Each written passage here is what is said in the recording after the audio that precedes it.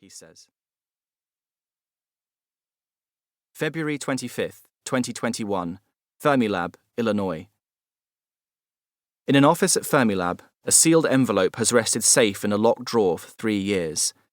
Inside, scrawled in biro on a slip of folded paper, is an 8-digit number, the secret frequency needed to decode the results of one of the most long-awaited experiments in science. A few hundred meters away in the main experimental hall is the muon G-2 experiment, a hulking blue magnetic ring 50 feet in diameter. For 2 years, subatomic particles called muons flashed around it at close to the speed of light, their decays recorded by a bank of detectors arrayed around its center. But now, the machine is quiet, the magnet powered down, the precious data recorded and analyzed. All that's needed is the frequency. Only Greg Bock and Joe Licken have ever seen the 8-digit number. They are the frequency's neutral, disinterested, although not uninterested guardians, protecting the experimental team from the temptation to consciously or subconsciously massage their results. There is no room for bias when the outcome could herald a new age in physics. Like a cipher, the frequency blinds the team to their own results. That is, until today. After years of work perfecting their analysis, Chris Polly, co-spokesperson of the experiment, finally retrieved the envelope earlier that day. Sitting alone in the control room later that afternoon, pale winter sunlight shining through the windows, and with 170 of his collaborators watching on tenterhooks over the internet, Polly tears open the envelope and holds the frequency up to his webcam for all to see. A moment later, when the result is unscrambled, his colleagues erupt in applause.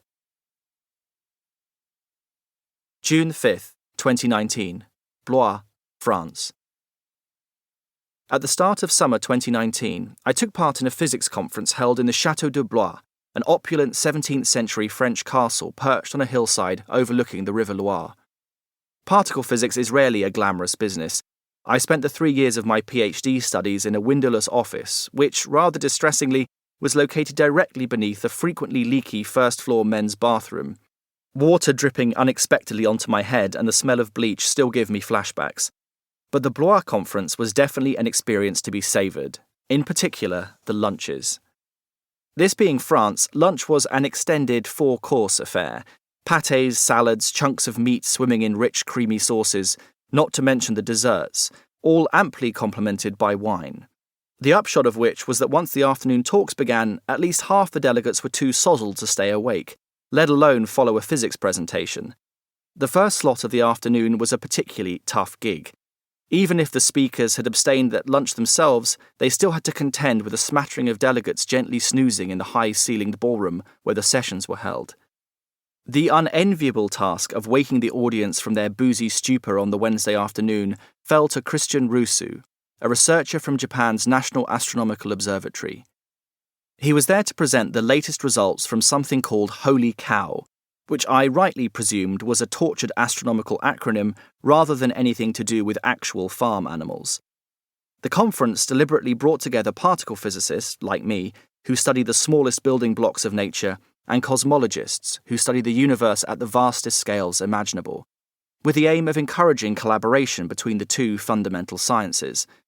As a result, about half of the talks at the conference were well outside my usual comfort zone, but I was enjoying getting to hear about research that didn't just involve failing to find any signs of new particles at the Large Hadron Collider, LHC, an all-too-familiar refrain from my own kind.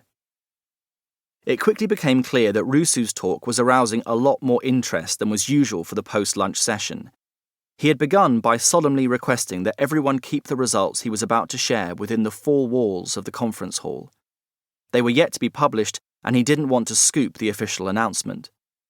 When I navigated to Rusu's slides on the conference website, I discovered that the key result he was presenting had been blacked out. Something was clearly afoot.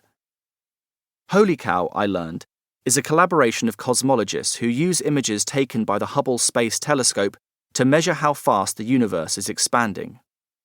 Around 13.8 billion years ago, the universe burst into existence from a tiny point, far smaller than an atom, growing in size unimaginably quickly in a fearsome explosion of space, time, energy, and matter, the Big Bang. The universe has continued expanding ever since, which means that when astronomers look into the deepest